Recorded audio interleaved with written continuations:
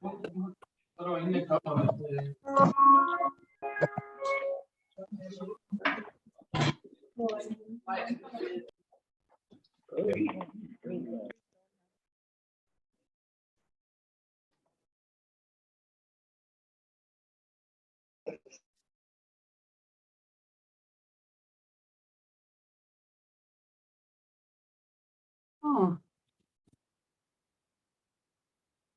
Right. Welcome, everyone. Can you hear me all right? Beautiful. Well, welcome to our Youth Climate Conference. And my name is Sarah Lund, and I work for Klimatorium here in Denmark. And in this room, we've got a funny camera, so sometimes we'll zoom in and out. But next to me, I've got Lasse sitting, who is assisting with technical parts. And in the room also separate in Denmark, we've got Anna sitting, who will help with Zoom. And then we got our New Zealand partners also. Well, we're happy to see you all online and with attendance from across the globe.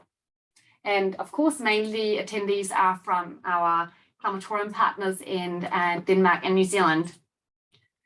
And this introduction, just before we kick off, just want to run through a few courtesy points, which is please turn on your video to create the nicest online presence.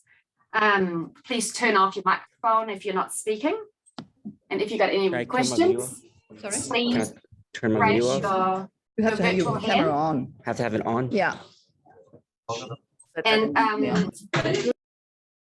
And please use the chat function. We are recording this session. So if any of you do not want your face to appear, then you can turn your video off in that case.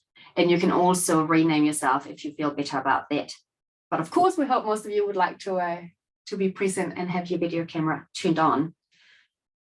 And before we start our conference, we would like to open with a karakia, which is a blessing that Māori, that are the Indigenous people from Aotearoa, New Zealand, perform at the beginning and at the end of a gathering to invoke guidance and protection. So please, I would like to welcome Ihaka Driving Matthews from Wakatu Incorporations in New Zealand. Kia ora koutou, nau mai, hara mai, whakatau mai ki tēnei aroro hiko, ki tēnei hui o tātou e pāna ki te huarere, ki te tai ao, tēnei wā. Nō reira, me tīmata karakia, paua ki runga, paua ki raro, paua ki tā more more nui no rangi, ki tā more more nui no papa. E rongo he ai o tēnā, tawhito pau kātū, e tū nei te pau. Kei wea te pau e tū ana, hei anei, tūturu o whiti whakamaua kia tīna, tīna, haumi e, hui e, tāi ki e. Kia ora.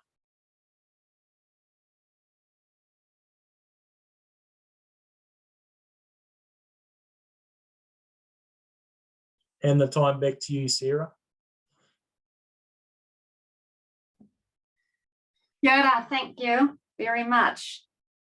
And then we would like to start, and I hope that we got Rohan O'Neill Stevens with us, and we'll do it.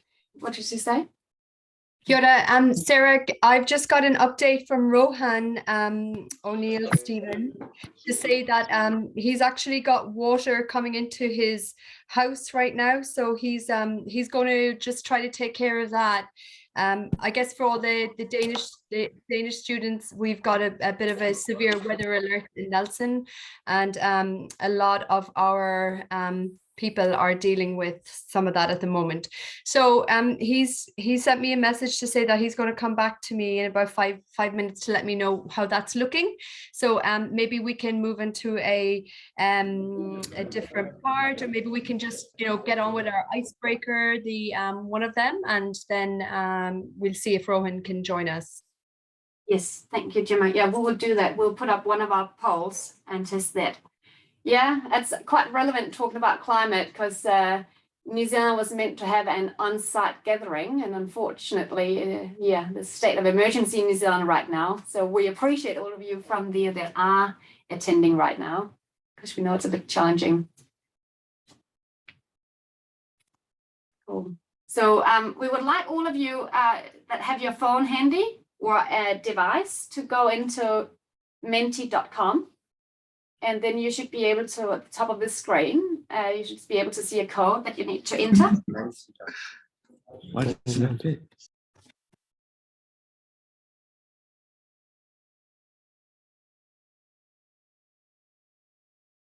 just give you a few minutes.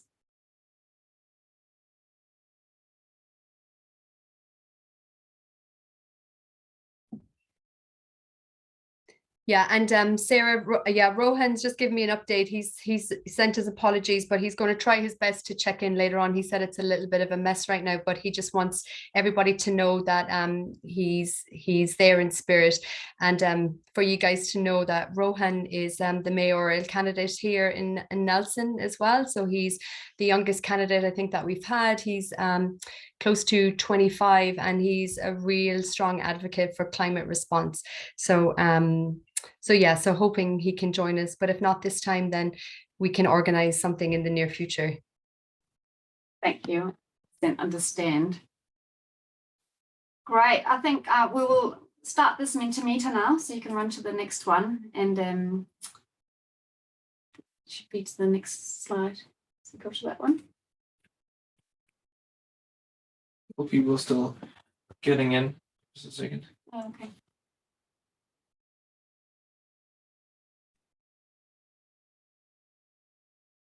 There you go. And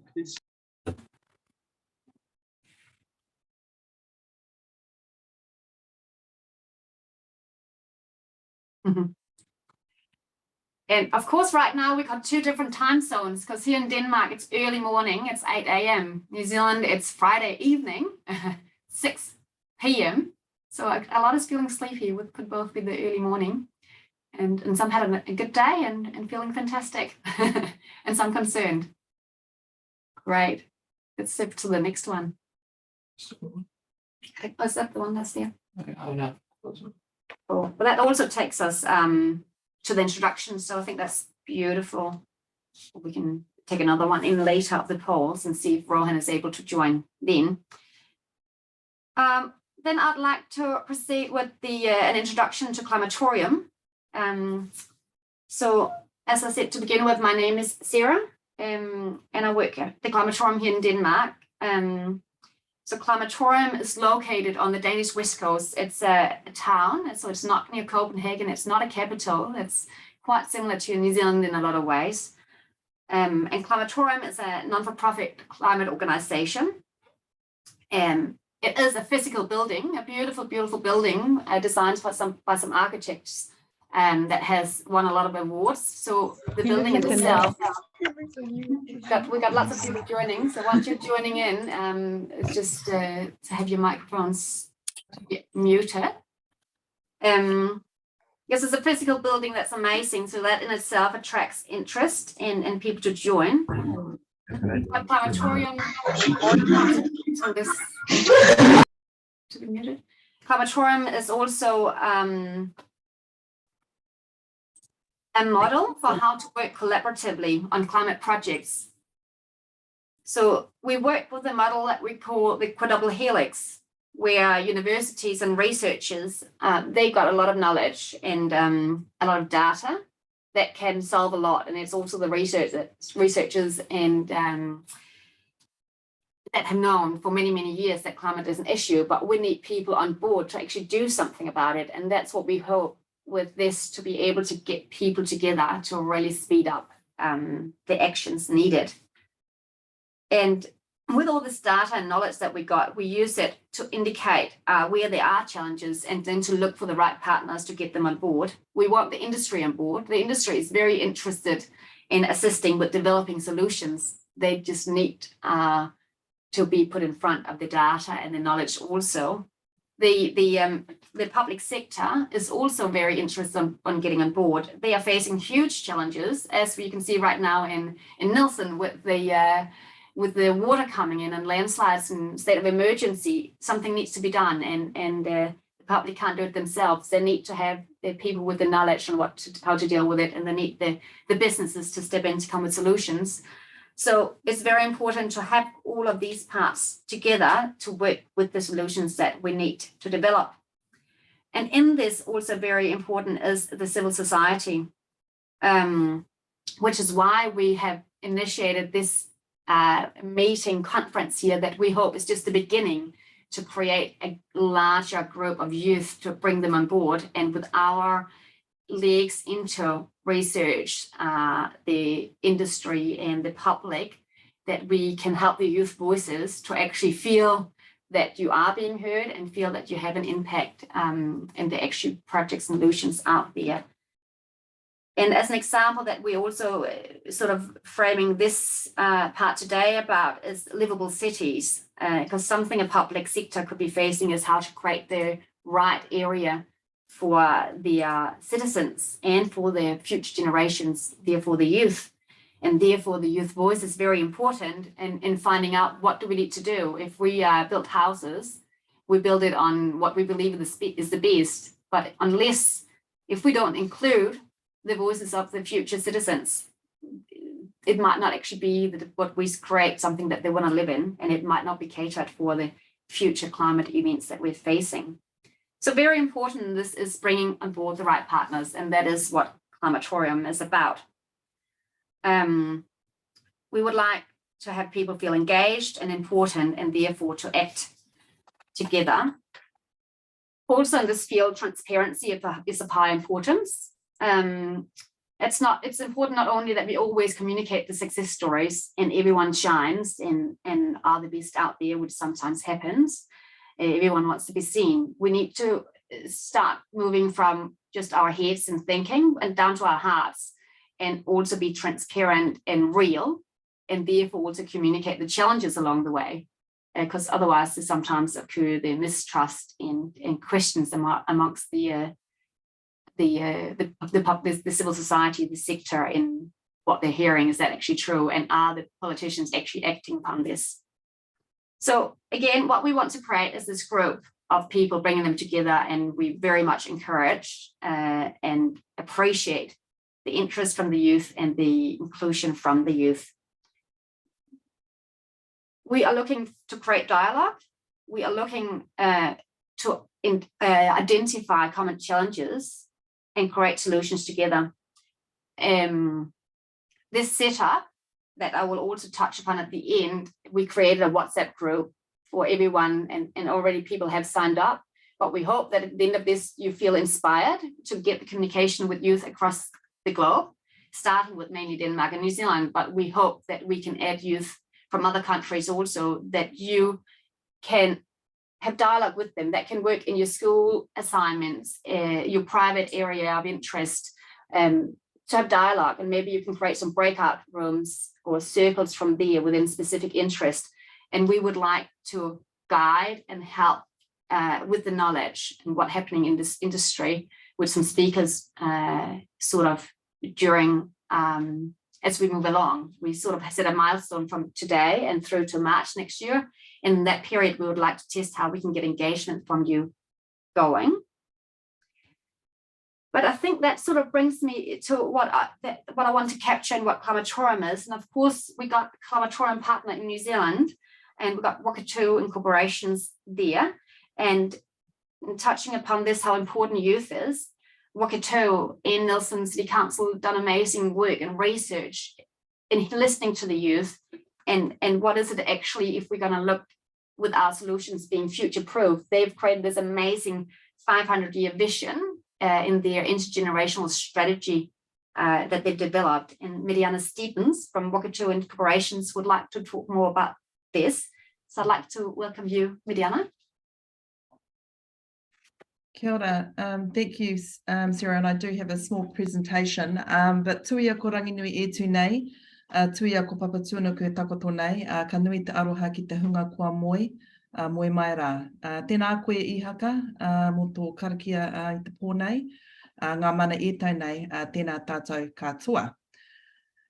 Ko mā tātua me tainui o ku waka, ngā te rangi nui, ngā te arua o ku iwi, tua o whare papa, poke one ngā maunga, motueka te awa, tiranga piki te tangata, Ko Miriana Stevens tōku ingoa, nō reira e raurangatira mā, tēnā koutou, tēnā tātou katoa. So kia ora everyone from a very wet whakatū Nelson here in Te Tauihu, the top of the South Island of Aotearoa, New Zealand. My name is Miriana and I was actually born and raised here in Te Tauihu. And I'm very fortunate to be able to connect you to myself through Te Reo Māori, the Indigenous language of this country, into the place I call home here in the top of the South, our mountains, our rivers, and the people that I belong to. I want to acknowledge you all here this evening and in the morning, and as well as you, Sarah, and the team in our partnership with Klimatorium. As Sarah has mentioned, I am a director and also an owner of Wakatū Incorporation. We're a Māori family business where our purpose here is to preserve and enhance our taonga, our legacy for the benefit of current and future generations. Te Pai Tāwhiti, which means to seek out to the distant horizon, is our 500-year intergenerational vision. And that really ensures that we align our energy and rhythm to our purpose, which is to ensure whenua ora, the well-being of our people, of our land and our water, tangata ora, which is the well-being of our people, and pūtea ora, which is our collective prosperity. On the next slide, you will see in 2020, we released our intergenerational regional strategy.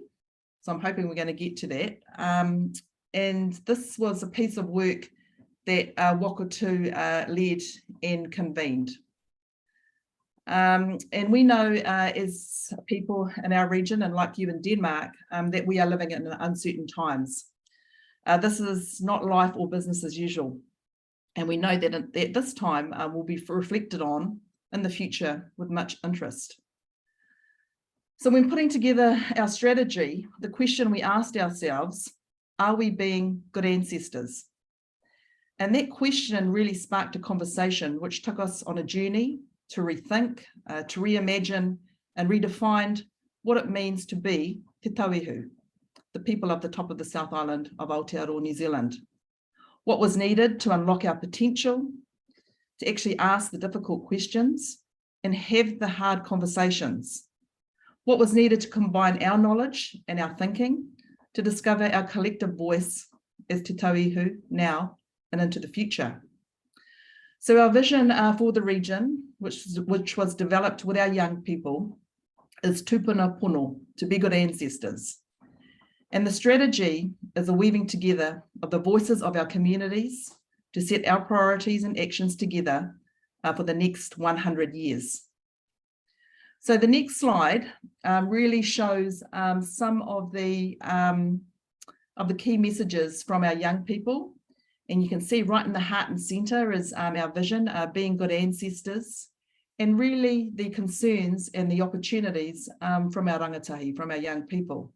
The next slide, I'll just go then into a little bit more detail about some of the concerns for them, was that our young people in Te Taiao, which is our natural world, they clearly recognise that our planet has existed for billions of years, while we are only recent additions. They understand that the natural world physically nourishes and sustains us. They also understand that people are part of the natural world and that our connection to it is essential to our holistic well-being. They're worried that consumerism and technology are breaking our connection to the land, to our water, to our climate and all living things, and that this must be addressed. They want to leave nature better off for future generations. So this means a wide-scale change of behaviours and practices across society to reduce our environmental footprint. What was also important to them was whānau and people. They want an inclusive society where no one is left behind. Young people emphasise that we are all part of humanity and that by understanding our shared histories and our different cultures, we can be united rather than divided. We were reminded by our young people that people on the fringes are not a problem to be solved, but a potential to be harnessed. They need an inclusive society that reduces inequality in income, health, housing, and education. Our young people also recognise that mental health issues we face as society, and that this is not getting any better. Rangatiratanga and leadership, and the young people said we need to include diverse groups around our decision-making tables, and we need to be able to enable people to engage in a range of ways that are accessible and meaningful. Young people need to be at the heart of decision-making. In terms of pūtea, our economy, they want a resilient and sustainable economy is really important, and they want to support businesses to transition to a lower environmental footprint, and also to provide a living wage and opportunities so that people do not have to leave our region. They also want an education system that supports this, as they consider the current system as too narrow and actually starts to create unhealthy pressures on them. And I think really the biggest, I guess, discussion that we had with the rangatahi, with the young people, was that te reo Māori, our language, should be a living, vibrant, and widely spoken language in our region. Hand in hand with this was honouring te tiriti o Waitangi, and also embracing tekanga Māori, our Indigenous customs and practices where appropriate. In terms of the last slide, and I really want to finish with this, I think what was really important that came out of the regional strategy, and it wasn't just for young people, but it was for all people, was about the importance of our relationship with nature and each other, and that the opportunity is to reset and build back better than ever before. So I'm personally excited about our collaboration with Te Tauihu in Denmark, and what will be the outcomes of these initiatives. So I look forward to working with you all, and hopefully I'll leave with you this message from one of our active members, Zoe Palmer. She's very involved here in the community, and especially around climate issues, and she participated in the strategy. And this particular kōrero of hers, this talk of hers, was part of a panel that we had on courageous leadership. So let's see what Zoe has to say.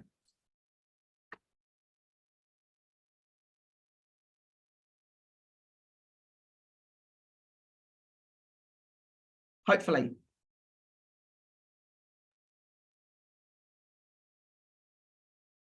Into these decisions is good, but I think we can't put everything on the young people, because I mean, I'm fresh out of school.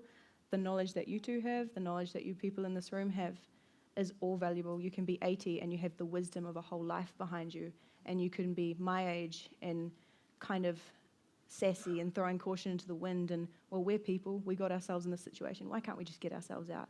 And I think it's a collective approach. It's not just saying to my generation, oh, you guys are the ones that are going to have to deal with this. I feel so sorry for you. Because when I hear that, I get a little bit mad, because I'm like, actually, you guys are still alive. And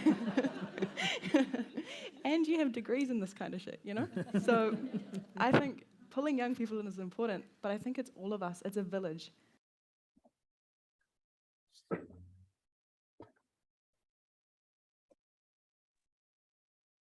Thank you, Sarah.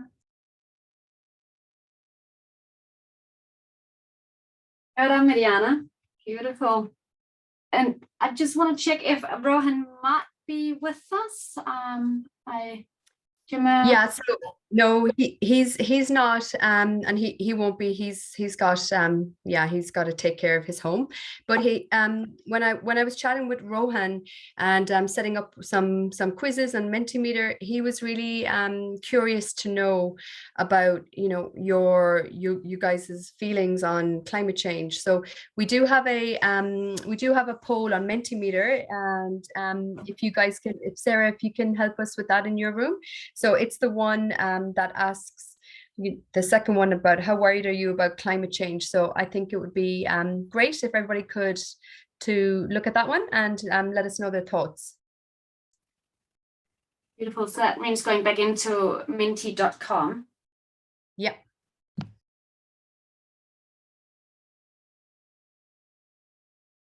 we'll get the slide on the screen with the code you need to enter in a second.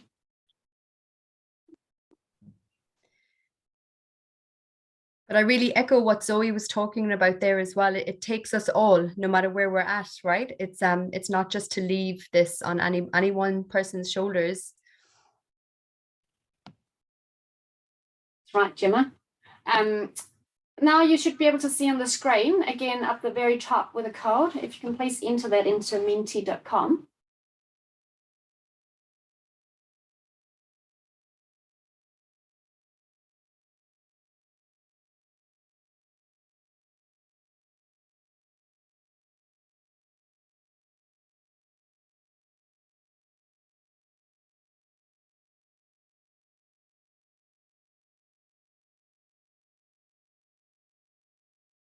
Wow, so that is quite a lot that are concerned, which I think is very understandable, and also just says that we really need to work together, as you also saying, Gemma, that we need to work together and we need to act now. We need to pull together our forces, and we need to create solutions that are not just working for now, but also working for the future we're looking into. And there, as unfortunate it is with your state of emergency in New Zealand right now, that also just tells us that the climate can, and the Mother Earth can be rough, and we need to adaptate, and we need to, work together to secure the best future for everyone. Yeah, Beautiful. absolutely. And I think there's a writer as well his name is Bill McKibben, and he talks a lot about how we shouldn't just leave it to young people to solve. So he's got a book out at the moment, and it's basically about fossils against fossil fuels. So it's all about, boomers, people in their mid 50s, 60s, early 70s, and how they can coalesce and come together to actually bring about change as well. So it's shared responsibility, I think, is the key message. Hey, Absolutely.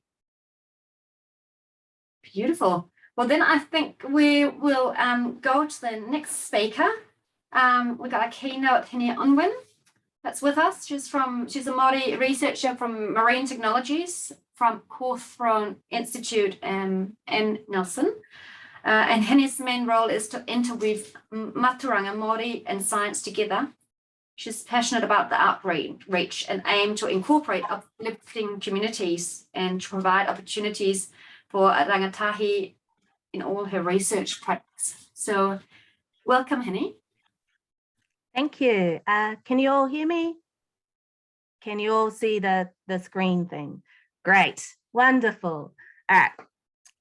Tuia tarangi e tui hone, bind together all the elements of our skies, atmosphere, and space. Tuia te papa e tākoto nei, bind together all the elements of our earth. Tuia ki ngā moana I wainganui a tātou, bind together the oceans between us.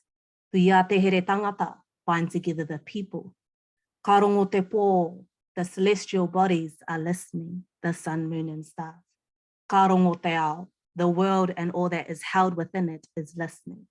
Ara tihei mauri ora.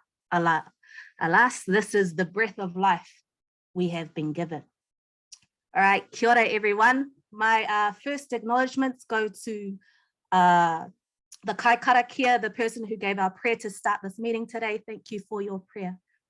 My next acknowledgements go to the organizers of this climate change session, bringing or binding together our young ones of tomorrow to discuss, learn, and understand our world of today, leading to our world of tomorrow. So thank you for asking me to be here and be a part of this space. My acknowledgements turn to you all who have gathered here today. I welcome you all here, as well as a big acknowledgement to you all, from anyone home in New Zealand stretching far across those oceans to you guys far across the sea. So it's an absolute pleasure to be here to talk to you all today, and hopefully I can impart some wisdom for you to go forth on your journey in this world. So who am I? I belong to 5 tribes in the North Island. They are Te Atahaunu a Paparangi, Ngā Te Tūwhare Toa, Ngā Te Kahununu ki Wairoa, Rongo Mai Wahine, and Ngāi Tū Hoi. but I was born and raised in the South Island, ki raro I te korowai o Kaitahu, so under the cloak of an iwi called Kaitahu. And my name is Hini Anwan. So before I start, I want to find out a bit more about you all. So whether this happens in your classrooms, because I can't see all of you right now, or if you just do a little like, the first question I want to ask, who here, if this changes, yes, who here wants to be a scientist? Anyone? Just like a hand up thing. I don't know, where's the chat thing? I can find this. I've got the technology. Chat. Yes, found you all. We got some likes, we got some likes. Yes, we got some hands up. Wonderful. I'm just now assuming it's all of you. There's a lot on the screens that are coming up. My next question is, what type of scientist do you want to be? Can you please write this in the chat? I'll read some of them out.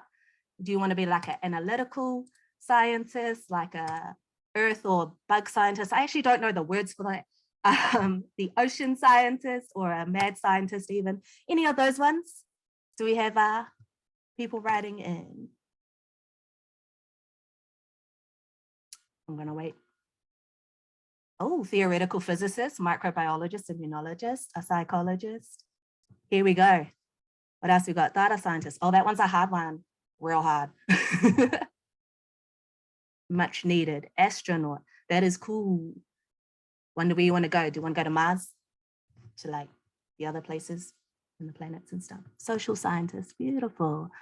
Oh, you're starting molecular biology in a few weeks. Congratulations. Political scientist. Oh, yep, you got to get those policy and legislations in. They're very important for what's coming up next. Engineer. Ah, so many people want to be so many different things. This is beautiful. You guys keep commenting on there to put up what you want to be.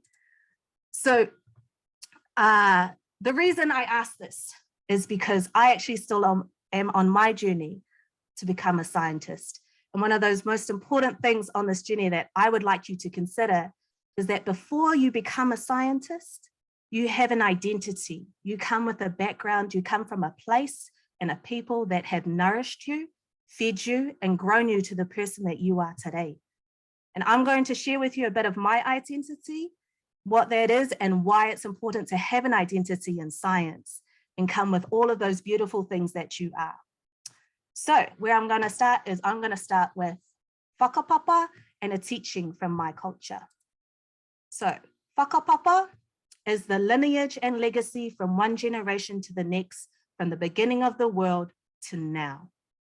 So in my teaching from my culture, in the beginning, there was te kore, the nothing, the potential. And from this potential came io, who we have up here, io matua kore. It's either translated to supreme being or the supreme being without parents.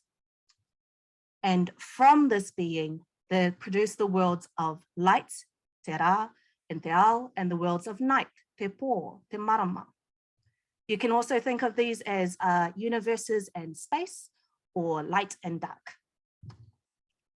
So I'm not going to go through all of the translations of these, but some of them are like te pō nui, the big night, te pō roa, the long night, te pō pāpākina, which is the shattered night that expands, and then goes all the way down to it reaches Papatua Nuku, our Earth Mother, and Rangi Nui, our Sky Father, who is here.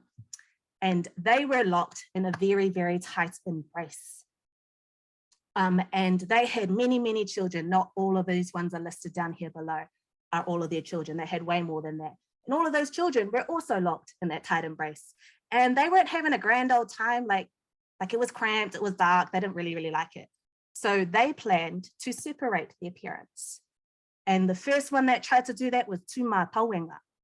Tuma Tawenga, he's the god of war and the god of humanity. He gives us all our best qualities like anger and jealousy. So he tried to separate his parents, but that didn't happen. Then Tangaroa came along, the god of the ocean. He tried to separate his parents, and he couldn't do that either. It wasn't until Tāne Mahuta, the god of the forest, he put his back down and his shoulders to his mother, and he pushed his feet up to his father and separated them. And it was Tāne Mahuta, the god of the forest, that separated his parents. Now, Tāwhiri Mātia,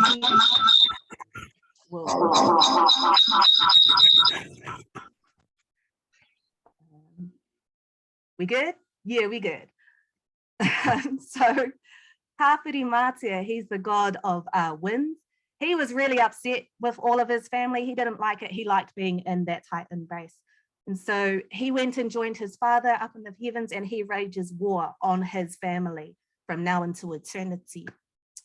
Rangi Nui up in the sky cries for that, from that separation from his darling, from Papa Tuanuku.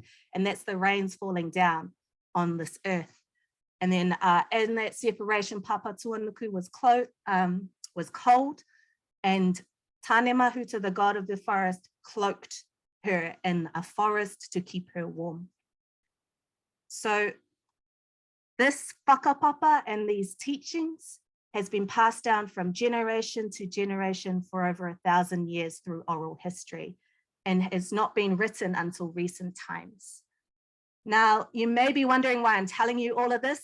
It's a very shortened version of an actual quite epic story, but this is actually science, and this is part of my identity. So I'm going to show you now how it is science as well.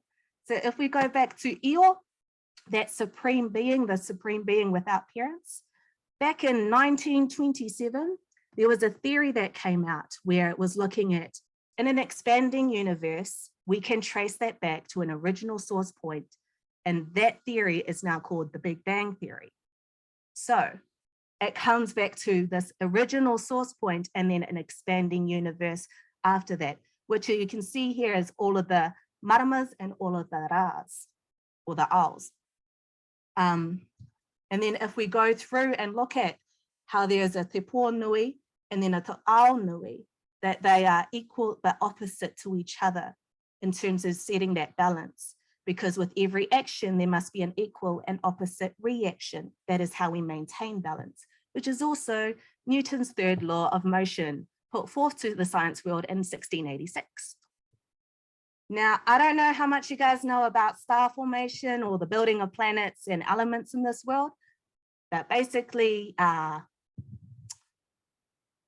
different sort of star formations is like how the universe and how the elements and all the planets were made. And these are the same words and the same language of all of those different actions of how it came to be made, leading to the point of creating Papa Tuanuku, the Earth Mother, and Ranginui, the Sky Father.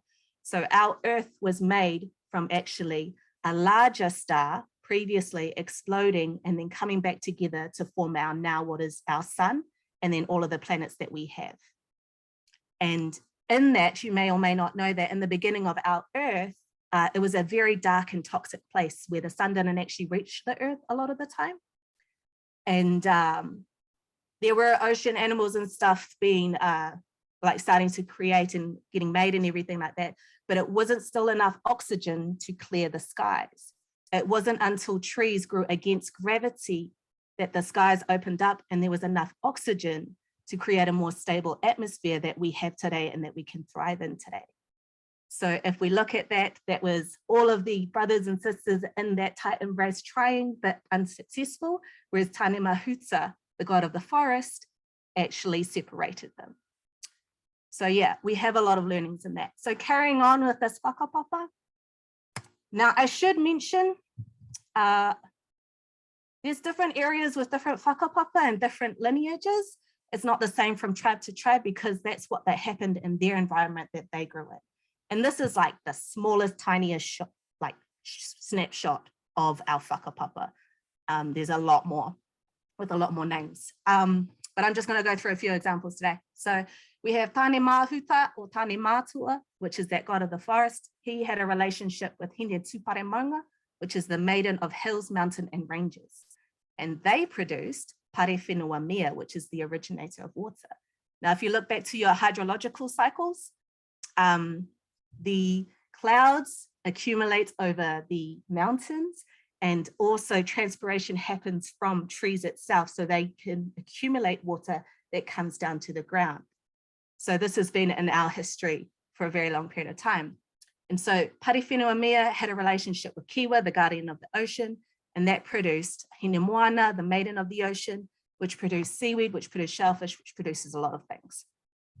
Because it is from the environments that things will actually grow and organisms will actually grow from. We also go back to Tuamatua. He is the guardian of boulders, and he had a relationship with Takotowai, which is sitting water, or just sitting water, stable water.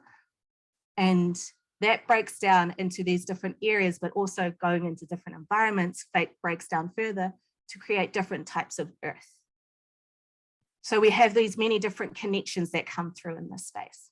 Now, the last whakapapa that I want you to look at is one of the last ones, which speaks to us and how we fit into this space.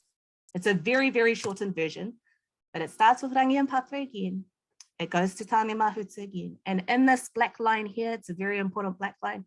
That is where all of the other environments that I just showed you before, all of the other animals are actually placed in the whakapapa line.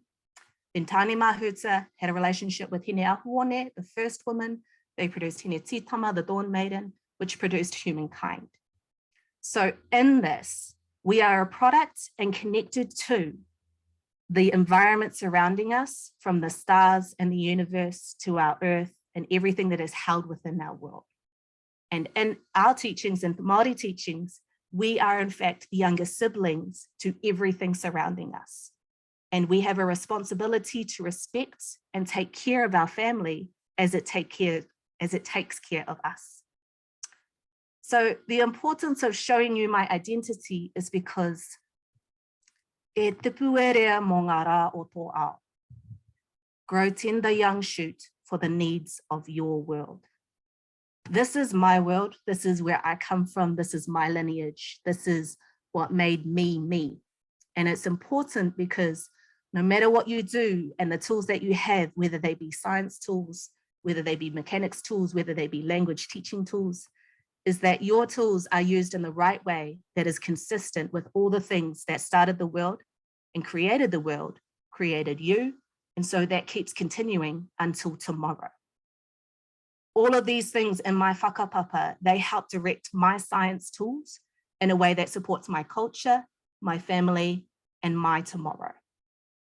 So, in saying that, science to me means you're contributing your amazing thoughts, your ideas to the world's body of knowledge, to the knowing of the whole world. So in order to do that justice, not only to you and your lineage, to your country, you have to take the best part of you and do the best that you can. And that means bringing your culture, bringing in your perspective, and bringing in your why you do science. Because when you are not rooted and involved in the bindings that connect you to the world and all the things in it, you can separate yourself from that world, and that's when we break and sever other connections in this world. And I'll give you a few examples to get your brain sort of thinking around this. Can anyone tell me who these guys are? Anybody? If I find the chat again, while I find the chat. Oh, I'm doing so well. It's a chat. Here we go. Anyone know who this is? I'll give you another like 30 seconds. Sigmund Freud on the left. Oh, not quite, not quite. One more try.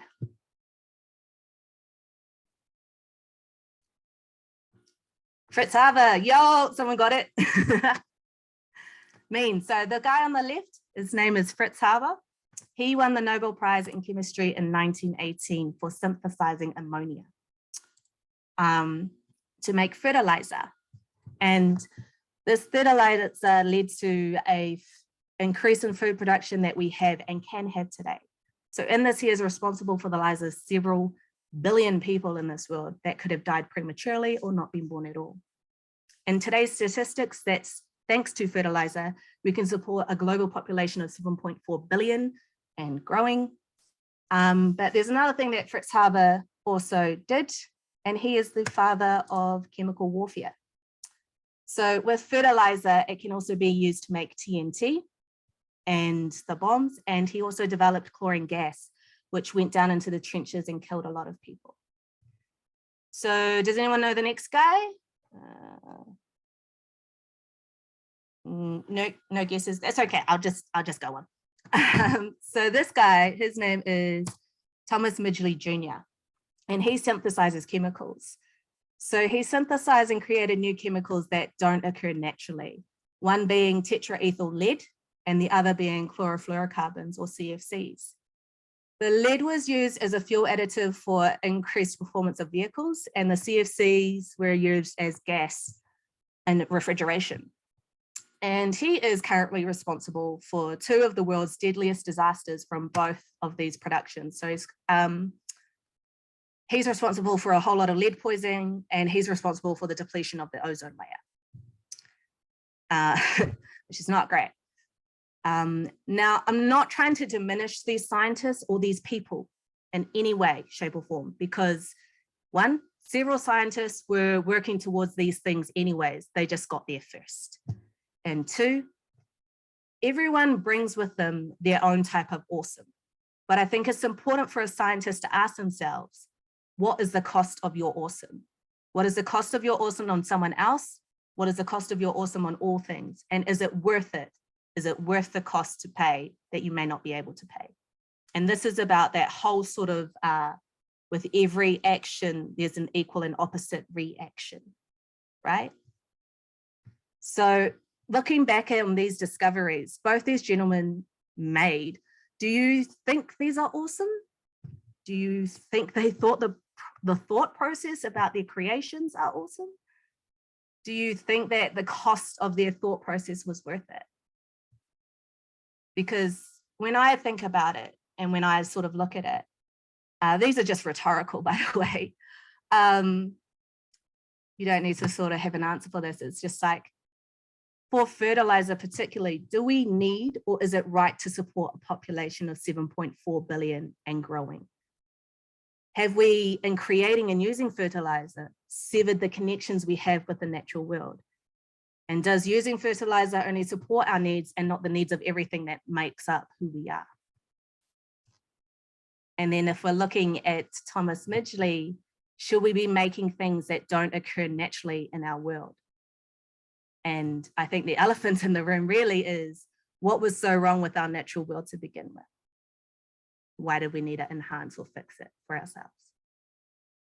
And the reason I ask these questions is because ka hore e aha e hangaitia, e au no mai rānei kia noho wehe I tēnei ao. Aha ko he matangaro ka mōhio te mauri. Nothing was ever created in this world to live in isolation. That even a hidden face can be detected by its impact on something. And so when you think of it in this way, you're thinking about collective ownership of everything that we're doing. And it's not about severing those connections, not only in this world, but the world that makes you, you. It leads to that rebinding, that reconnection, and that healing of those things that may have been severed. Because that's what climate change is, isn't it? About re-healing those connections that have been severed by the awesomeness of others that didn't think about the cost. So I'm not actually here to tell you how to fix climate change with my culture or how I research climate change using my mātauranga Māori using my culture, because everything I've talked about is my journey on becoming a scientist with an identity. A scientist with responsibility to my family and to my tribes, to my country, to my world. So essentially to my whakapapa and to that continuation of that whakapapa for tomorrow. So to you all that have come here today, e te puerea mō ngā rā o tō ao. Grow tender young shoot for the needs of your world, for the needs of your family, your whakapapa, and your tomorrow. And please, please remember, whatever tool you choose in this world, that is not all of who you are. Bring your awesome, bring your beautifulness, and bring your identity to everything that you do, because that is what will heal and rebind the severed connections in this world. Kia ora mai tātou. Thank you, everyone.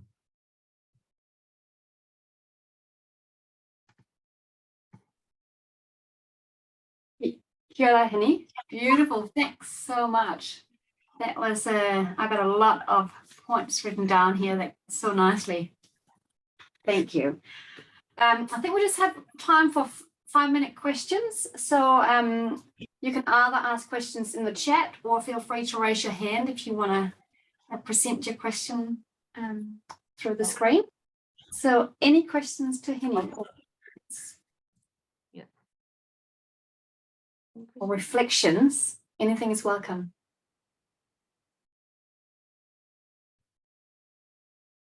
Come on, I don't bite. I swear.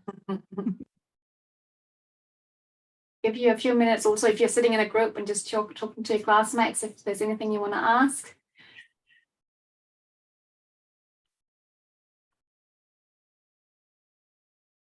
Well, I can start with a little bit. We've just, this is sort of connected to a larger conference that we're having here in Denmark. So we've just had 2 days of conferences. The day before yesterday, we had the industry gathering with speakers talking within circular economy, CO2 reduction, climate adaptation, and also water.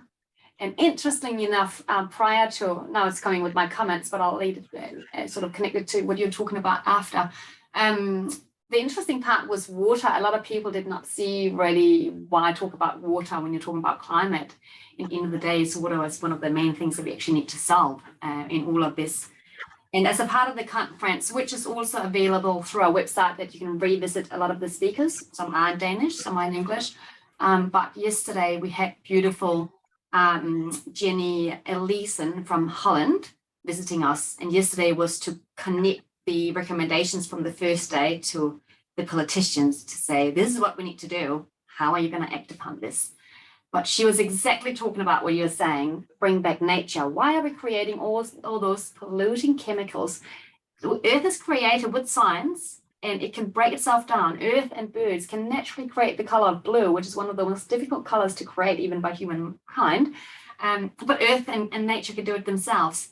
Why have we created stuff that Earth cannot break down? We need to look back at nature, exactly what you're saying. And I think it's so beautiful that we need to start thinking that way and also educating our scientists to understand what can be done. She was also pointing out that when you teach engineering, very few engineers are taught biology. And just the knowledge about biology is quite important to teach engineers to think about Earth in itself, what you can do with just the natural world. So I loved your speech. It was very beautiful. And I think Zachary Layton has a question. So if you want to just from the audience. Is my mic working? Just testing. It is. All right. So you're talking about how, as a scientist, to recognize your awesome, but also to recognize what impact is your awesome having on everyone around you. So, as a scientist yourself, how do you do it? How do you recognize what impact your work is having on everyone else? It's a really good question. I suppose, I mean, as a human, you're going to make mistakes, as you always do when you go into anything and you're going to research anything. I have a lot of, you guys are adults. I have a lot of F-ups in my research, but I'm supposed to be calling them learning experiences.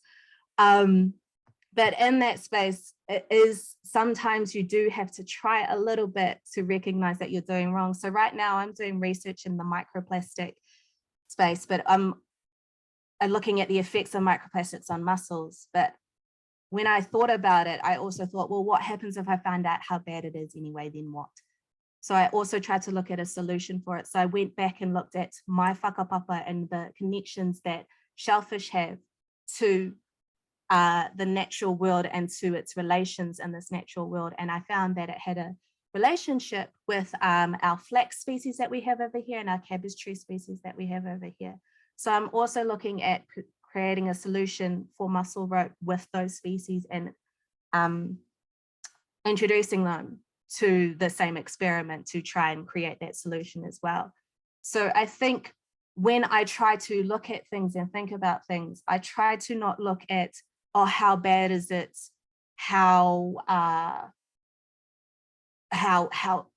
What is bad about it?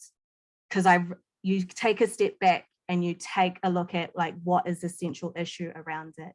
And the central issue around microplastic specifically is it is a man-made object that cannot be broken down and re-entered into the environment, right? So it's about looking at everything that you're doing, especially with those solutions that you're talking about, Sarah, of like engineers coming forth and coming up to, you know, come up with all these solutions. They sometimes just look at the one little issue without stepping back and looking at the wider issue of what is happening. So you have like your, okay, we'll just change this one little plastic bit because it's bad for this one little species. But the original problem was that, why did you make the plastic in the first place? So it is about, you can start somewhere, but you need to always step back and reflect about what you're doing and step back further to look at the wider issue. And that's how I approach any sort of science that I do. Does that help answer your question, Zachary? Yes, thank you. Beautiful. Kia ora, Henny. Sorry, Sarah, we've got a couple of questions coming in chat. Do we have time for one or two more, or do we need to move on? I thought just one. We got one marked here that we thought we could take. Should I read that out loud? And if you take that one, and then I thought the rest that are coming in we'll collect after and see if we can get that answered from the chat separately to the session. But the question I got here is from PJ, what role does your cultural background have on climate outreach in your community? And what things from that experience would you say has had the biggest or the most meaningful impact? Right. So climate change isn't the only issue happening in this world, especially for Māori. We kind of get hit with like the climate change, we get hit with land loss, we get hit with you know, poisons in our environment, we get hit with dedication to species that are not our own, we get hit with everything.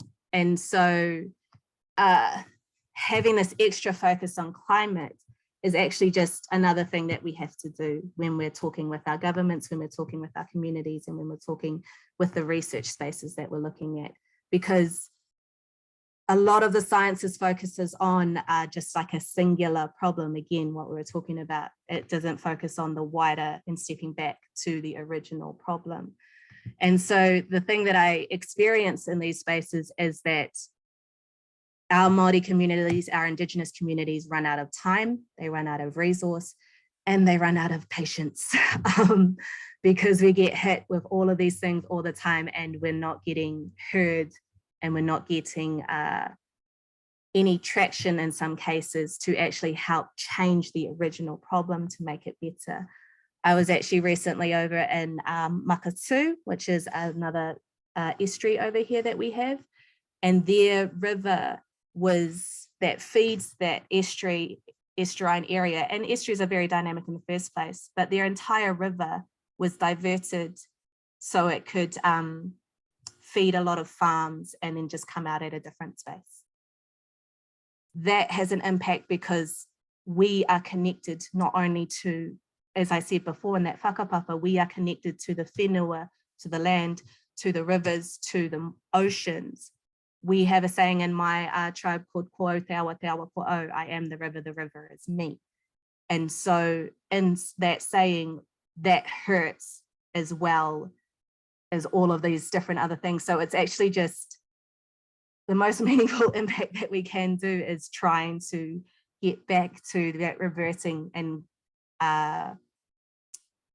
letting nature be nature. Yeah, I hope that answers the question. Sorry, I think I went on a rant. Beautiful. Kia ora, and thank you so much, Henny.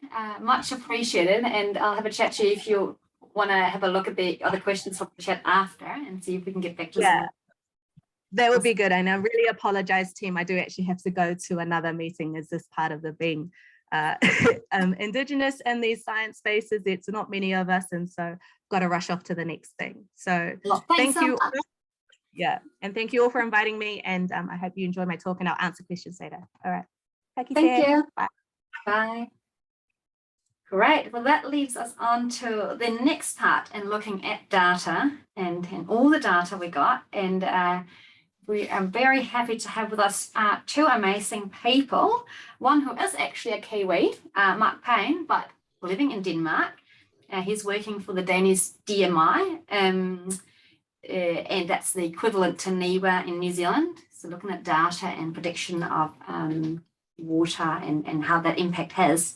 And Mark is working on this amazing interactive tool called Climate Atlas that allows us to work with sea level rising and to see different scenarios.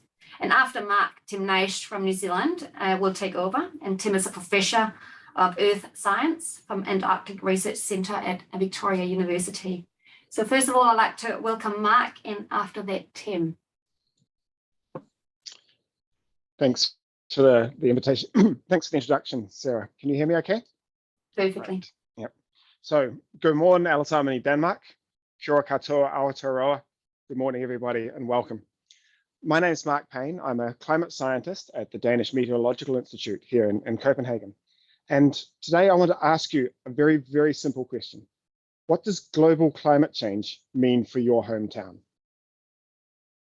And this is a simple question, as I said. And it's a question that you would think that we should all be able to answer just automatically off the bat, inherently. But in fact, not many of us, I think, actually are able to do that. And it is anyway a technically very challenging question to actually address. To illustrate my slide here, I've actually taken pictures of my two hometowns. This is my whakapapa, if you like. In the top, we can see Timaru, which is a small town of 25,000 in the middle of the South Island of New Zealand. It's about 5 or 6 hours from Nelson. And on the bottom, I have Copenhagen, where I actually live at the moment, the large metropolis of 1.5 million people. That's the capital of Copenhagen. And so for me, this is a fantastic opportunity to talk to both sides of my heritage at the same time. It's something I've never been able to do. And I'd like to thank the organizers for inviting me and giving me the opportunity. If I come back to the question that I posed to you about global climate change, the most important aspect of it is perhaps the global part, because it's important to remember that climate change is a global process. And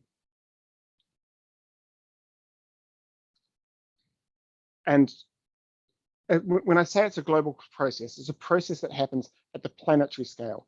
Everyone on the planet is affected by it, and it has implications essentially for our entire, the entire Earth system. But it's also important to remember that not everybody is affected equally by climate change. And the reason for that is because it depends very much on where you live. If you live in Timaru or Copenhagen or Lemvig or Nelson, you're going to have very, very different experiences of climate change. And at the same time, your ability to adapt to those changes and your adaptive capacity and your sensitivity to those hazards is also different.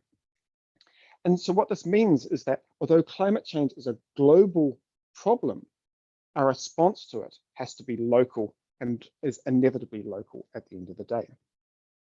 And so one way that we can sort of start to think about this is in terms of the various questions that society might have about what climate change means for them. This could be maybe a municipal authority that needs to design drains to make sure they can handle cloudbursts.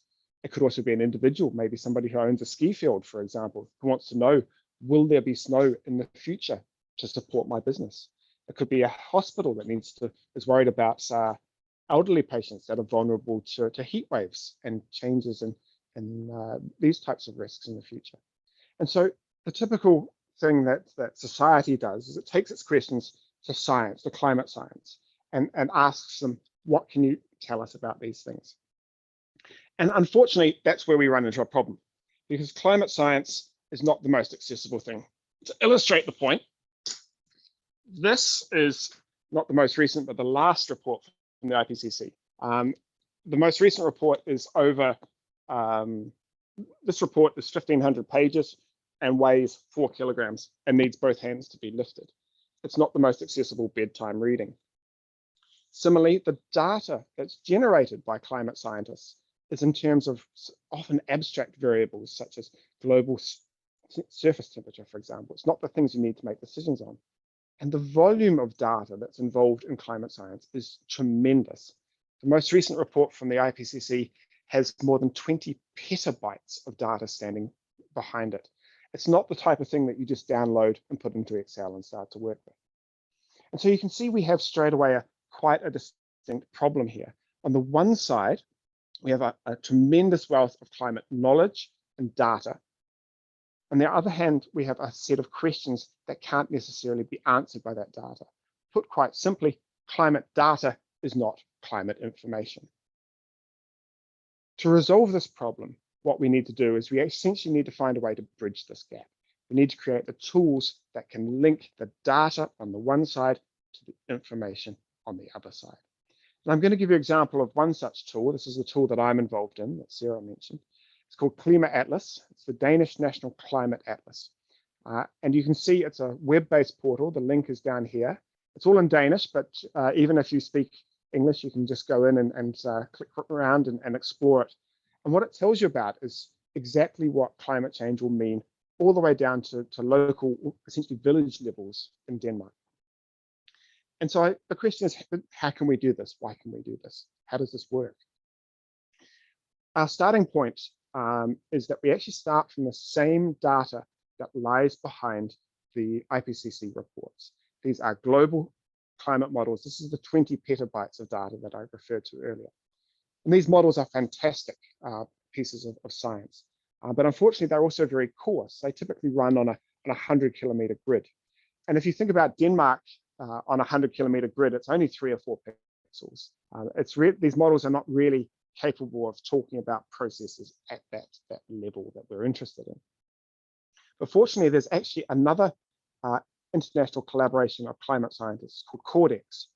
And what Cordex does is they take regional climate models, for example, over Europe, as I have here, and they take the regional climate model and nest it inside a global climate model. So you have two models actually running inside each other. And when you do that, you can actually get all the way down to 10-kilometer resolution.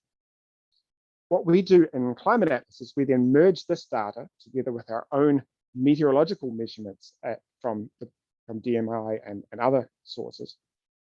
And this actually lets us go all the way down to essentially a 1-kilometer resolution. And it's this data that we then take and put up on the portal and in a nice web interface that lets you explore it and access it easily and download it at the end of the day as an Excel spreadsheet. To give you an example of what we can do with this, we can actually take an example from somewhere in Denmark. And I've chosen purely randomly, I've just chosen Lemvig, which is up here in the northwest part of Jutland, northwest Denmark. And so we can start to ask the question, what does climate change mean for Lemvig? And so when you go in into the portal, you can essentially get the data that you need to start to understand what climate change will mean for this particular town. I've taken a summary of the climate change effects that we expect to see in Lemvig and on this particular slide. And so at the end of the century, in a world where we have essentially high emission scenarios, where we don't do anything about climate change, we just continue with the economic development as we've always done, we can expect to see that the average annual temperature will increase by around 3.3 degrees. We expect around 25% more winter rainfall. We expect the frequency of cloudbursts to increase by 70%. We expect 60 centimeters of sea level rise. And the storm floods that the sea level rise brings with it will actually become up to 50 times more frequent. And this is in some ways very depressing reading. But at the same time, it can actually help you to understand the problem. We've now quantified the problem and we know exactly the challenges that Lemvig is facing. The other thing that it can do is it can actually highlight the benefits of taking action. And so we've done the analysis also for a scenario where we have we actually start to do something about climate change. Not all the way to the Paris Agreement, but sort of halfway to the Paris Agreement, if you like. And these are the figures over on the right-hand side. And you can see straight away that all of these impacts are more or less halved or even better. Storm floods, instead of being 50 times more frequent in the future, suddenly become 5 times more frequent in the future. So we're actually able to quantify the benefits of actually doing something about climate change as well, which is also a very, very powerful message and a very useful thing to know. So then how is this data actually being used? Well, every commune, every regional authority or local authority, sorry, in Denmark is actually required by law to develop a climate action plan. And the Lemvig commune plan was developed last year. And part of their plan is inspired and informed by the data that we provide in Climate Atlas. And in fact, all 98 regional authorities in Denmark, you can see them over here on the right-hand side of my plot, are in the process of developing such a plan. And we have a very nice citation from the Association of Local Government that says that climate adaptation planning is a task that would be nearly impossible without the data collected in portals such as Climate Atlas. So you can see by taking this data and putting it out in a form where people can actually use it to make decisions, we can actually inspire action and inform action to deal with the challenges of climate change. So if I sum up, the question that I asked you at the start is, what does climate change mean for your hometown? And I hope I've convinced you, first of all, that data is not the same as information, that we need to translate it, data to information before we can actually start to think about making decisions and supporting a response to the climate crisis. But we have the tools to do this, and we're actually able to do this now. And the process of quantifying the problem is actually a very, very powerful one, because it empowers us to respond by making the problem much more manageable and much easier to handle, because of the fact that you now know what you actually have to respond to.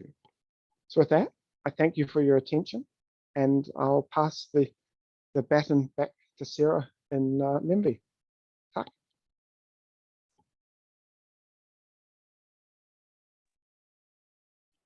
Good, and thank you very much, Mark.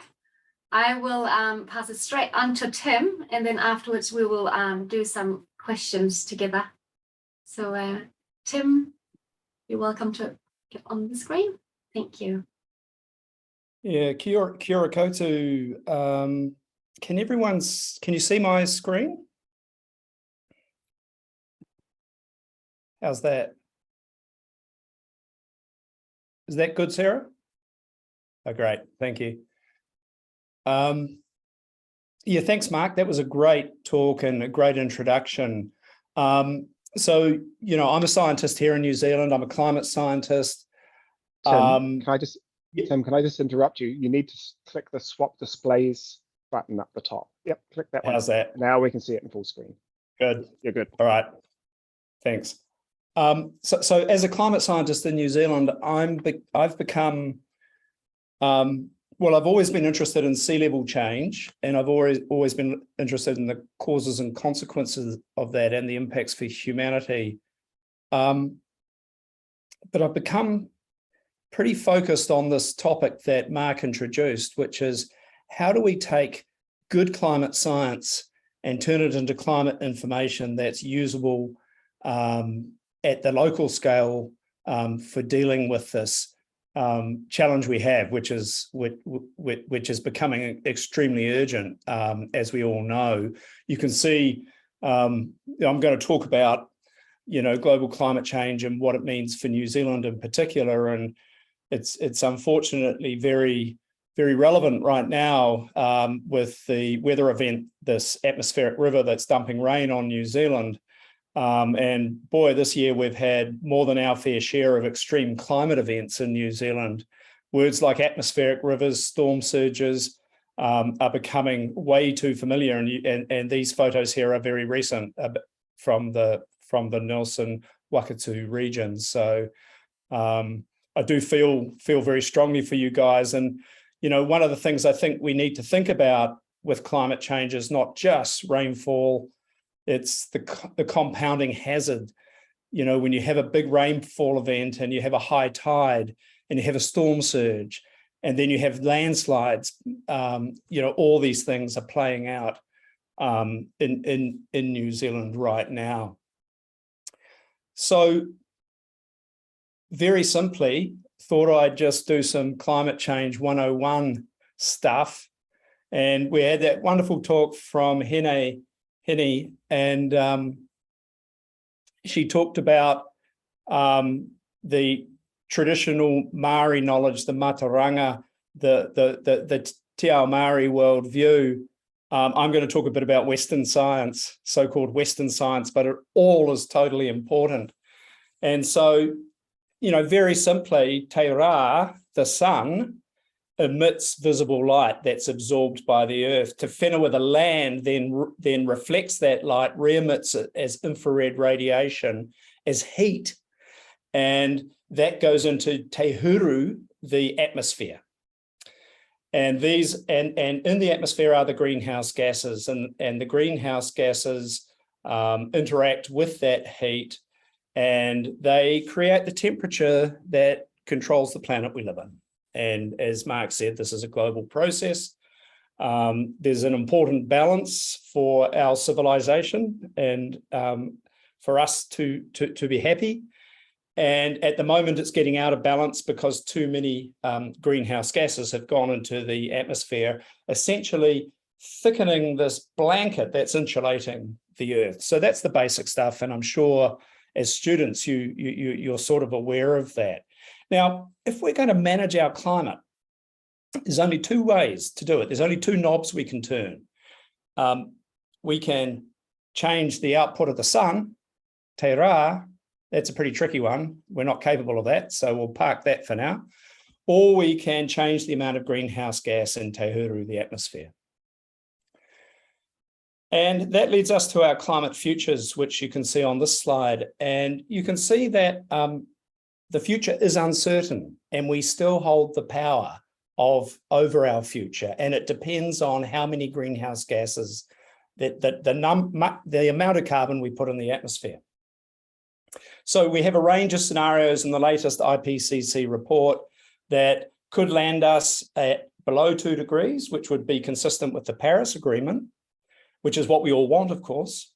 Or with no policy and emissions reductions, we could end up in a much, much warmer planet that would be very much not what we want. And you can see the pathway that we are currently on, more than 2 degrees, but less than 3 degrees.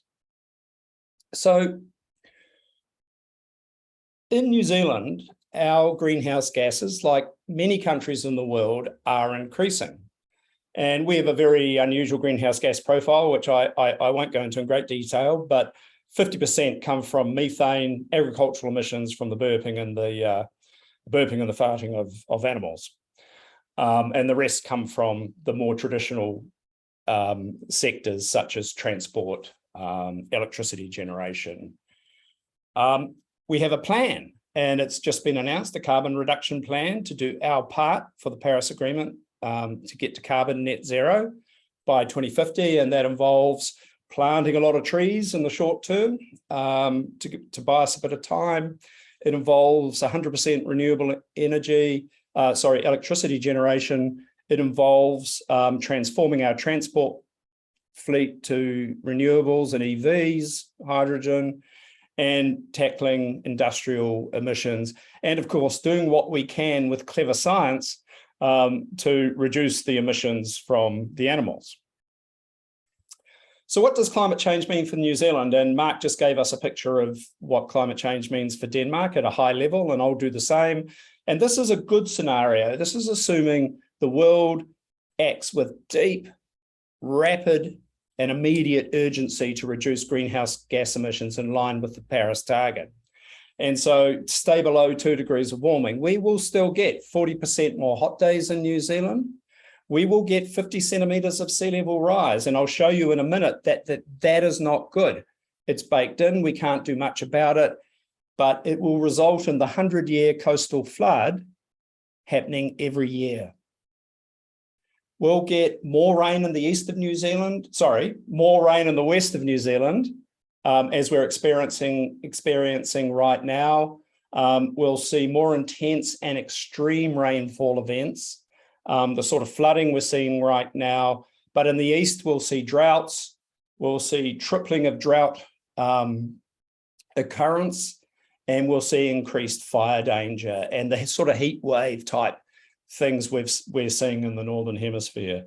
So the east gets drier and the west gets wetter.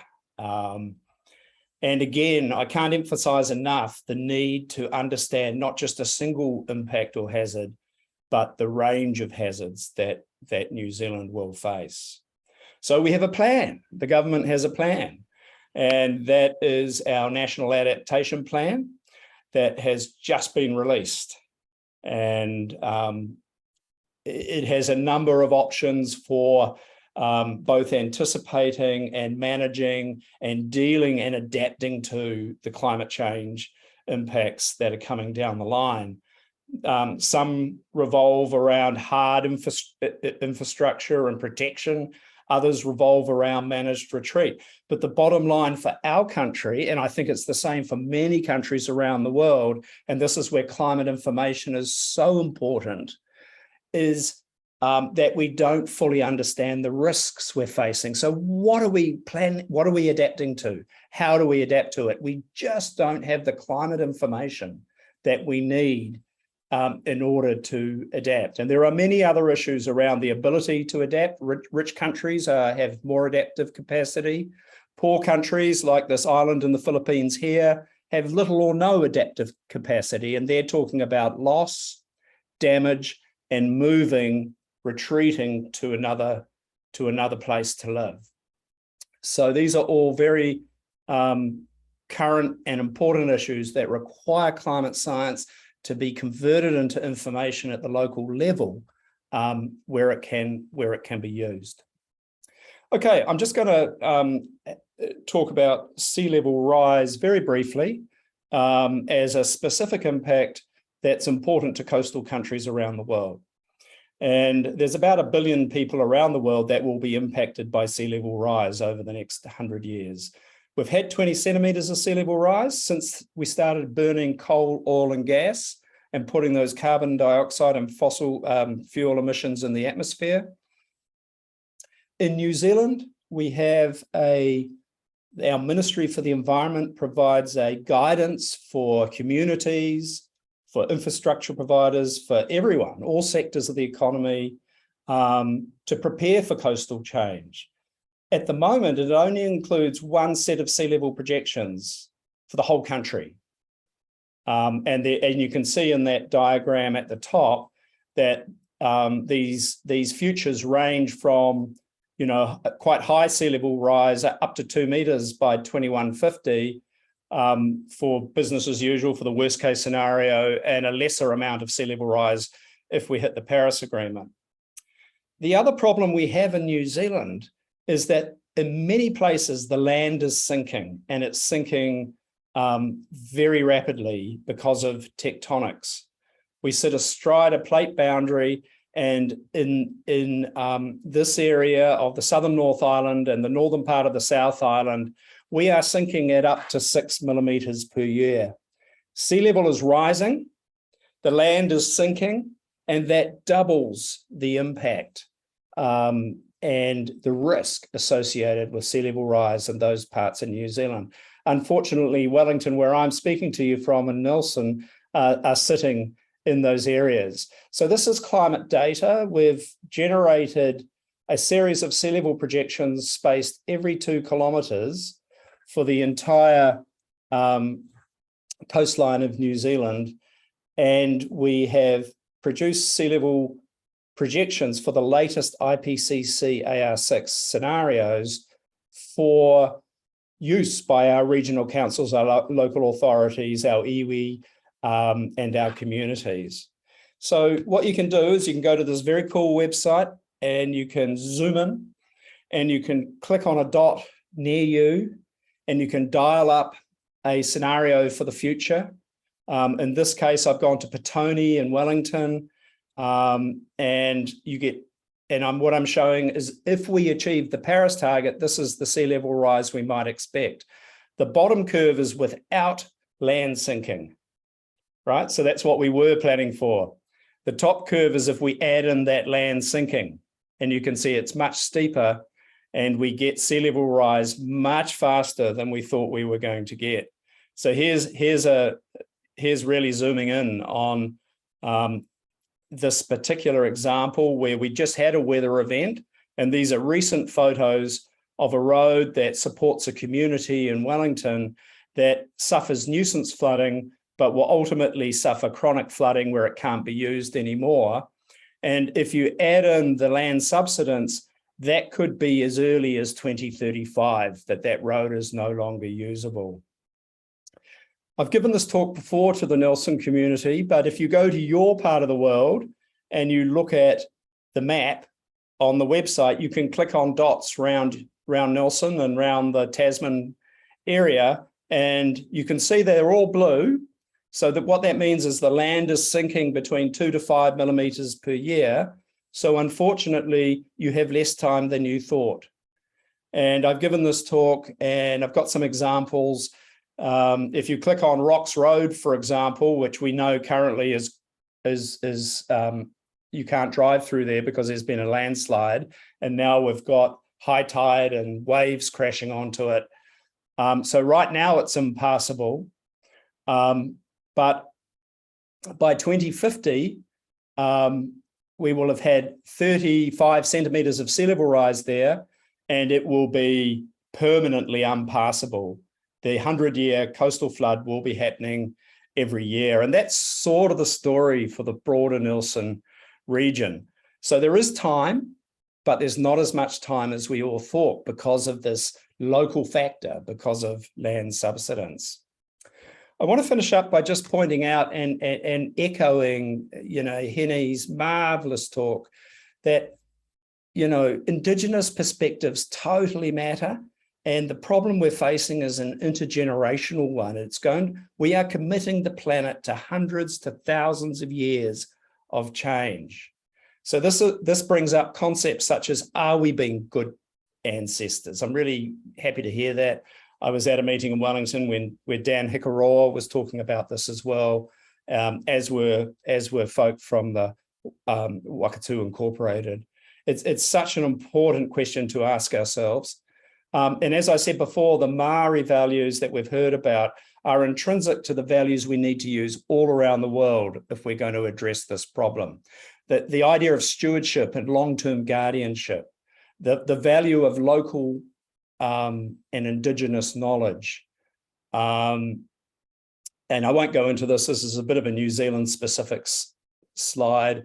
It talks about issues that are important to our Indigenous people, but we also have to be aware of issues around accessibility and equity to solving this problem of sea level rise and climate change. So just finish up by making a couple of comments. The future is uncertain, but we have a lot of data and a lot of information, and that is power to determine our future. So the science forewarns us, and it also forearms us, and there is still time. And I think we need to be hopeful about that and be smart and use that information right now, whether it's to mitigate and reduce the amount of carbon dioxide we put in the atmosphere, or whether it's to protect ourselves from the impacts we can't avoid of climate change. And local values and perspectives absolutely matter when dealing with climate change, as we've heard today. So I've talked too long. Thank you very much for the invitation. I'll leave it at that. Beautiful, kia ora, and thank you so much, Tim, and thanks so much, Mark. Yeah, we are running slightly behind schedule, but I thought it would be worth just taking one question, and then we haven't checked, but I thought if I encourage people to ask questions in the chat, and if there are a lot, maybe we can set up another session inviting you, Tim, and you, Mark, into another meeting where we got heaps of room for questions if there's an interest for that, because unfortunately we won't have much time for chats, but we will look into that after. But I had one question here that we thought was quite good, saying, it's from Edward, regarding the global scale of climate change, we very rarely hear about the effects on third world countries. I'm assuming this is because of a lack of scientific research. I don't know, would you like first, Tim? Yeah, sure, I'll go. I have a go at this. Look, this is where the climate justice and equity comes in. The third world countries, the least developed nations, are some of the most vulnerable. And, they didn't put the greenhouse gases in the atmosphere, but they're certainly feeling the effects of it. I was at a conference very recently around sea level change, and it was just heartbreaking and confronting to hear from the people in Bangladesh who are trying to deal with the impacts of sea level rise. And these are from local government, you know, and it's they don't have a lot of adaptive capacity. They are desperately in need of climate information. And so as developing nations, as rich countries, we need to be using all our resources, the resources that Mark talked about, that the World Climate Research Programme are doing with their downscaling of regional climate information.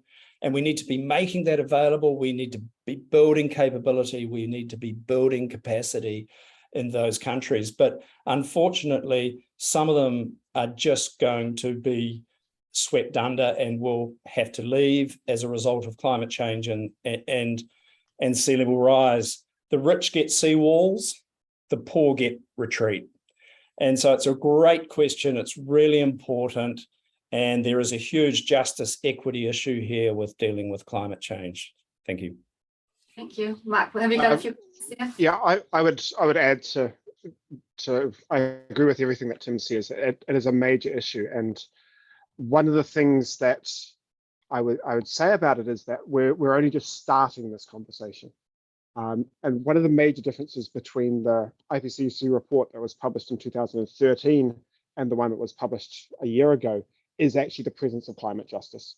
The climate justice language and thinking is all throughout the most recent version of the report. And that's a major step.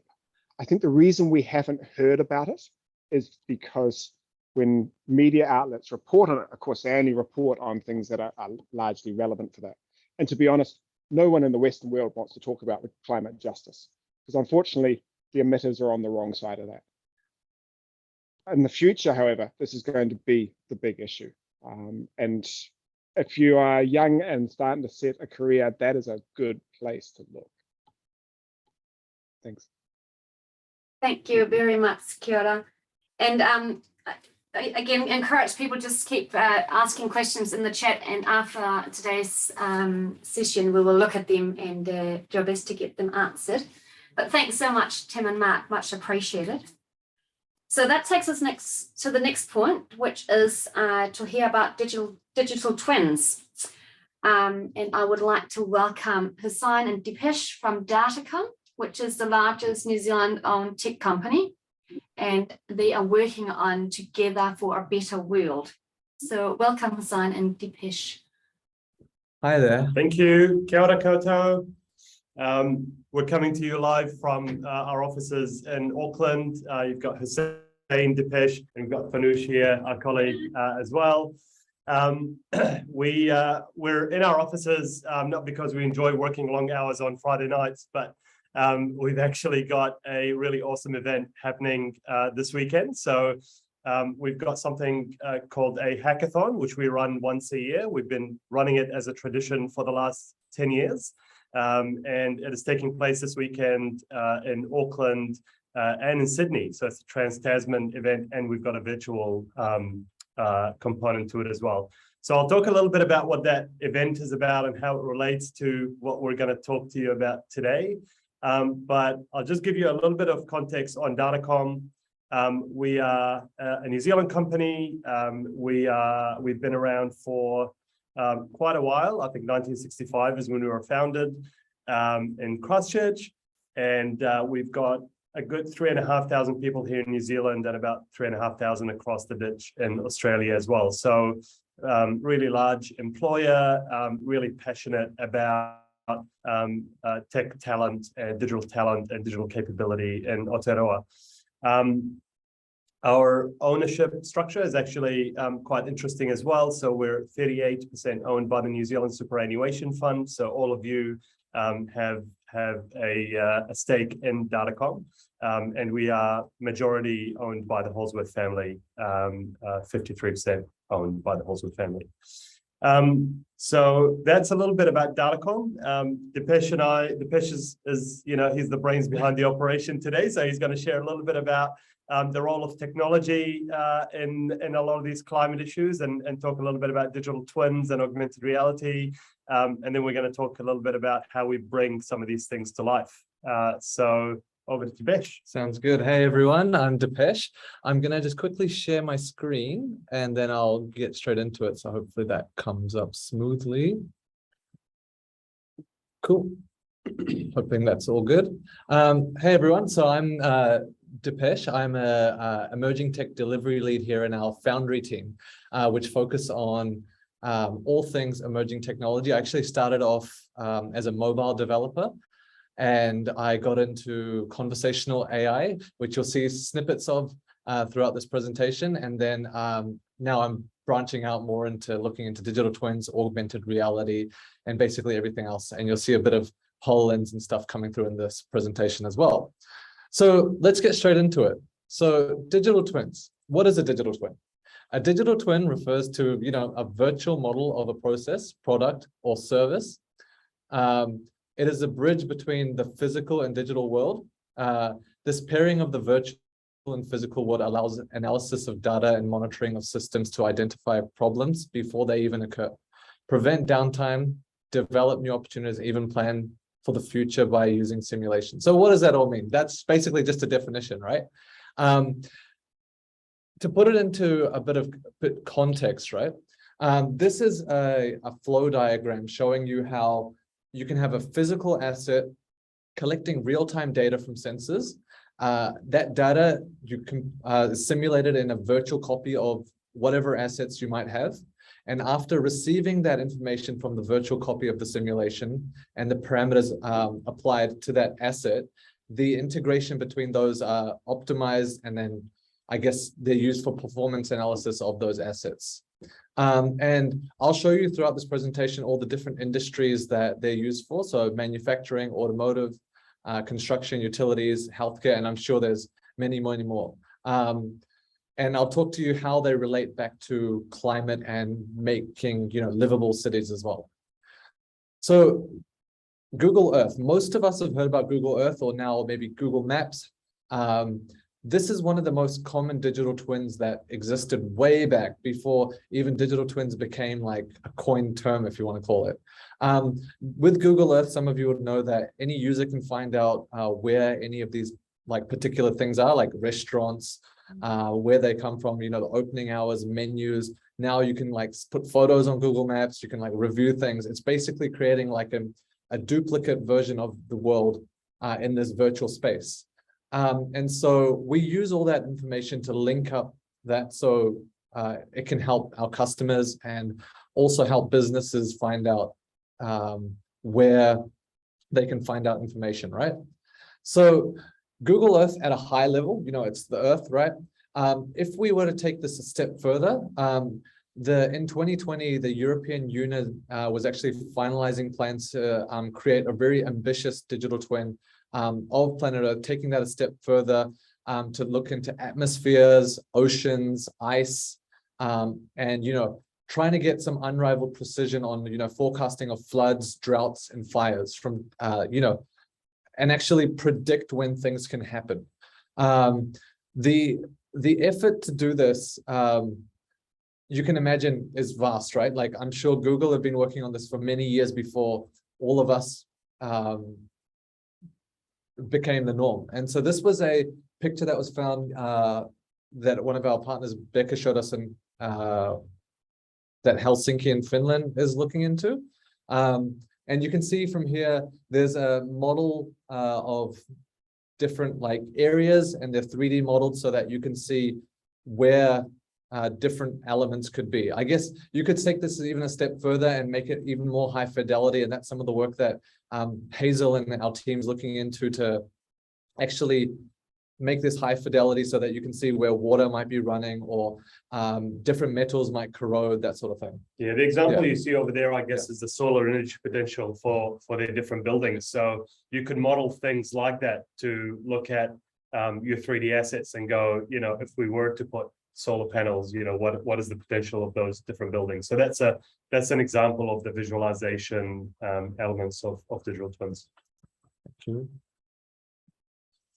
Cool. So the next one here is a image that Michael Hoden from Becker, one of our partners, showed us around how we can system twin water. And I'm sure this is very important for the conversation that's being portrayed today, where various there's different ways that the water sort of comes out from the river, it goes through the system.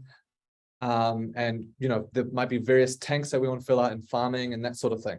And so you can see that some of these sort of diagrams can help sort of with that simulation. And on the next slide, I'm going to show you how we are using some of this technology with smart farming as well. So with smart farms, I guess, there are different ways of showing this sort of information. I think one of the cool ways that we're looking into is through augmented reality. Although digital twins, like I said, you might have IoT sensors on your water tanks, you might have them in the cattle farms, potentially. You can have them on barns, and using all that information, you can sort of create like a map of where things might be lacking, or you might need irrigation in certain areas.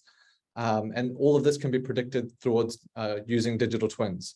The next thing I want to show you is augmented reality and how we're using that in this space to help with digital farming as well. So Apple's Reality Composer gives you an intuitive interface for constructing 3D compositions.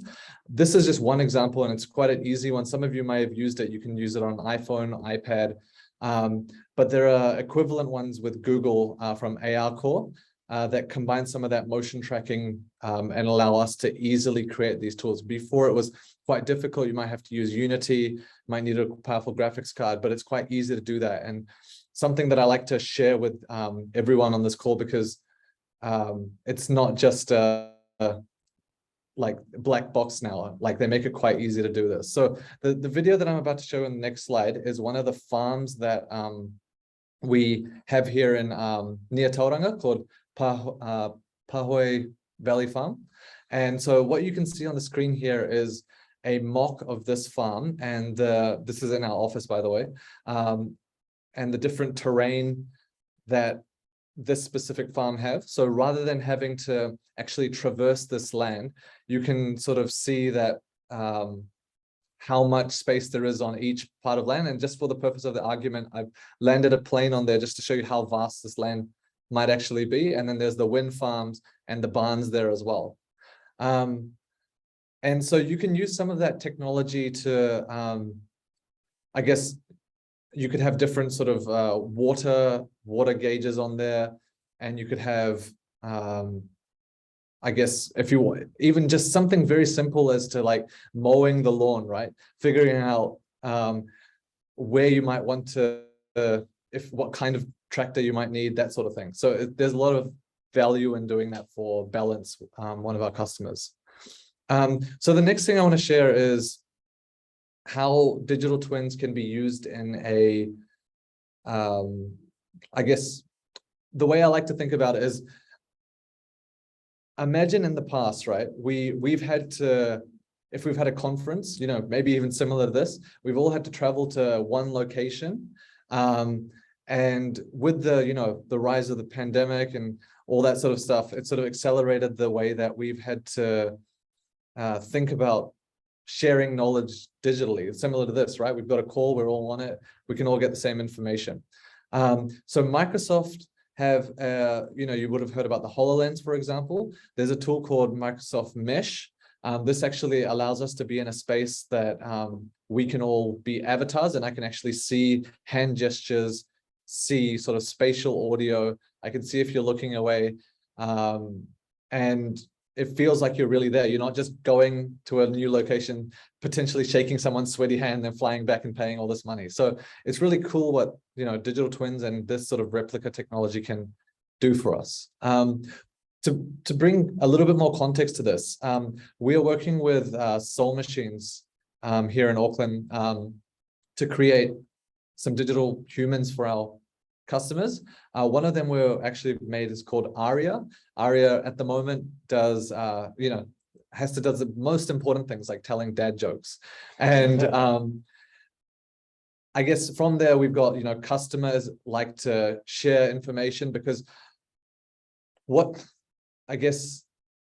when you think about a digital person, yes, it can be a gimmick, but there have been use cases, for example, with Dubai Police. They've got a smart police station, and you go in there, and rather than reporting sort of incidents that happen to a real person, people have found that talking to a digital person, you can have less judgment, and they're more willing to share information to that digital person. And so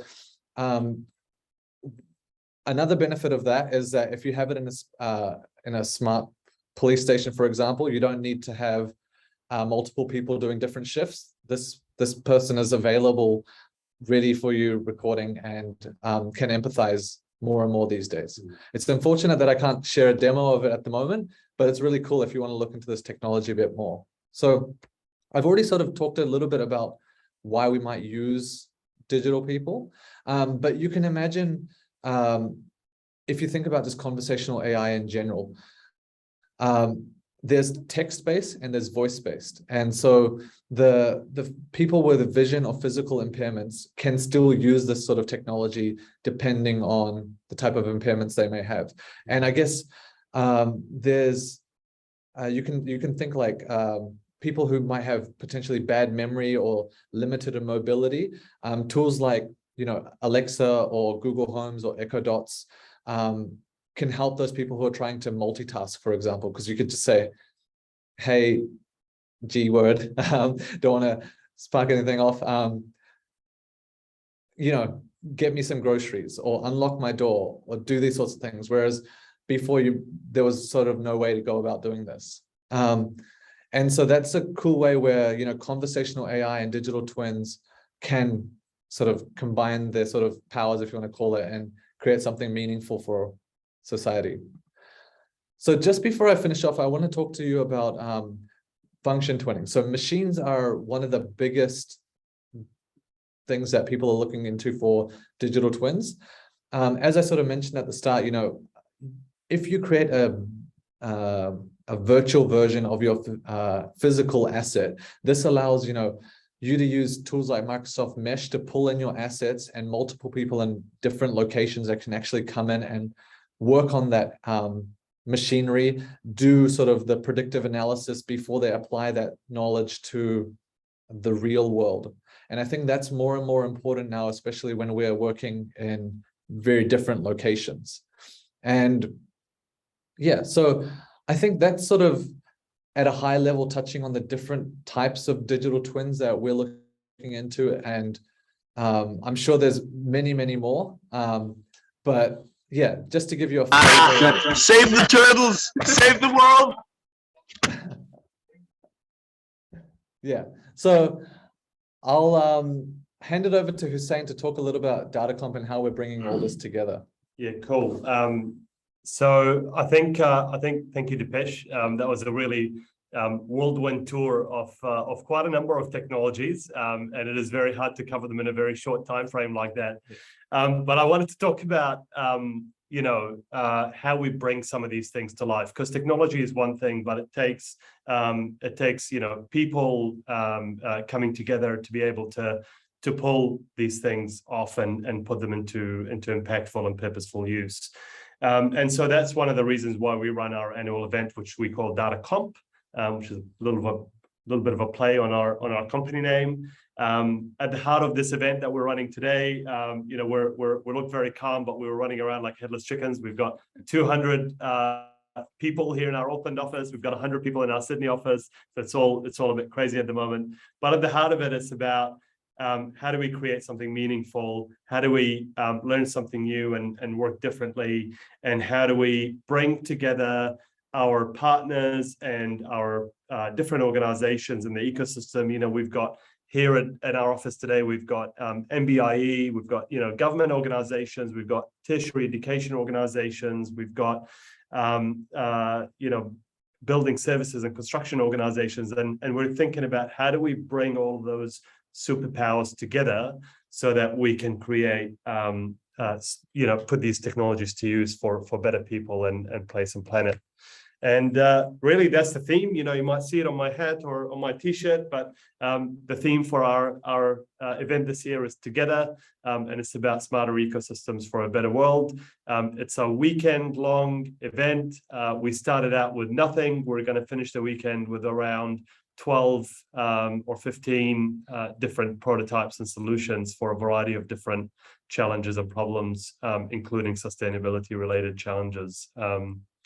So, you know, this is a way of us bringing people together to solution and solve for those bigger problems. And hopefully we might be able to do something similar with all of you at some point as well. So with that, well, that's our deck. And we'll hand it back to you for any questions at this time. Thank you very much. If we're just on sort of to finish off at 10, but if there's one question popping up, otherwise I know that we got something with you later that we can also take lots of questions there, hopefully. But is there a quick question? Otherwise we will sort of go to the wrap up. So if anyone got the mark, yeah, there's one here. Zachary? So for what you guys are talking about, sort of in the beginning of your talk about how you can create these 3D very viewable models of climate related data specifically, your company personally or your organization, how do you intend to do that specifically? How do you intend to take what you do and focus it on climate and get that, you know, out to the people who need to see it, the corporations who need to see it, you know, the governments who can do something with it? Your organization specifically, how do you plan to do that? Yes, it's a really good question. The challenge with our organization is we do a lot of work. You know, we're a services organization. We do a lot of work for different organizations, but you know, so we have the privilege of being across different data and different connections. We don't always own that data, and so a big part of it is how do we bring some of these things together. So the approach that we take is really having to work with different players in the ecosystem. So there's a couple of initiatives around the country that we've been involved in early stage conversations to go, how do we bring data together to create some of those models that could help us do these predictions better.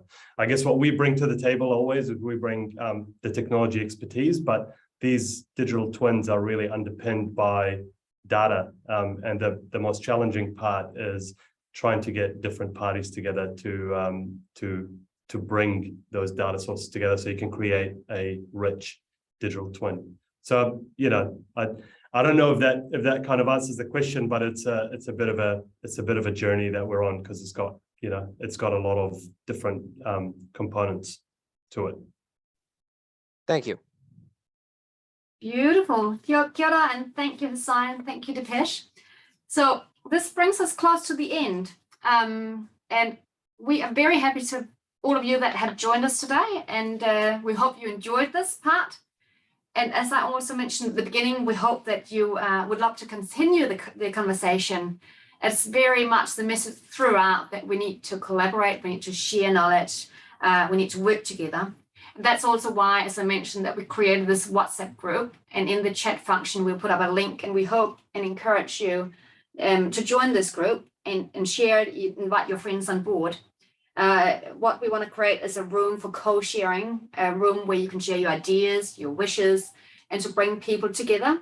And we will try to tap in with the wishes for researchers, industry, with the knowledge that you're looking for, and then together communicate and collaborate. And then I'd like to finish that with bringing it back to Henny, where she said, bring your culture and you. So we're creating this space where we bring cultures together, and the importance of you as a person and what each of us can actually contribute if we collaborate. And we would like to finish off with a little bit of a surprise to reveal from Wakatu Incorporations. And Gemma, if you would like to say a little bit about what we can offer these young people.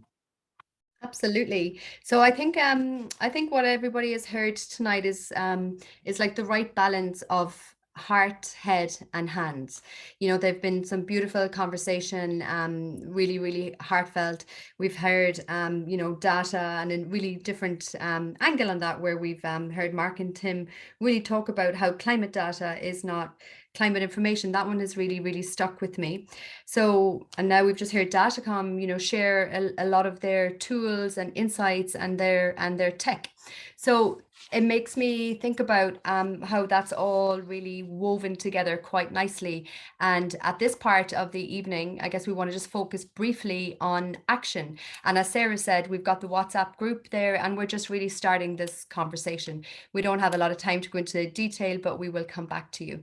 So in thinking about action, what we would like to do is we would like to work with the students on a project, and Datacom have very generously offered up to us a monthly knowledge sharing sessions. So where students from New Zealand and students from Denmark can come together and really think about what that project might be, and then for us to work with Datacom to see what their knowledge base is as well, and to see how we can work together. So I think that's probably enough for now, Sarah, and then we will gather a little bit more structured, you know, information for you guys together. But I just wanted to plant that seed and to leave, you know, tonight's conference on that note of action, because in the end of the day, that's what we're needing. And I think from each of the presenters tonight, you'll get that sense of action and why action is important.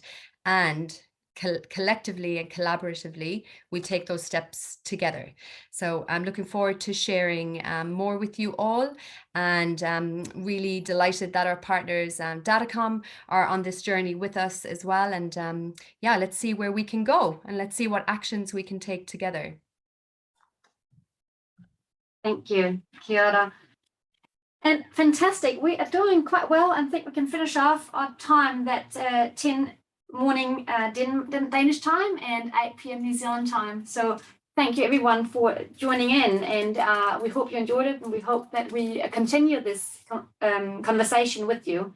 So I'd like to bring back Ihaka Griffin Matthews for our final karakia blessing. So welcome, Ihaka.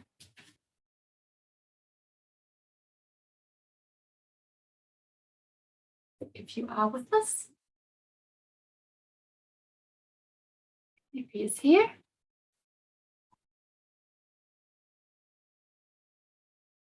Maybe, maybe not. Okay, perhaps Sarah, I'll come back. This is me, Miriana, sorry.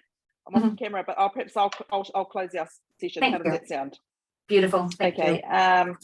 And this is just a short prayer, just to really, it's to thank those that have come before us, those that are here, and those that are yet to come. So let us pray. Me inoe tātou.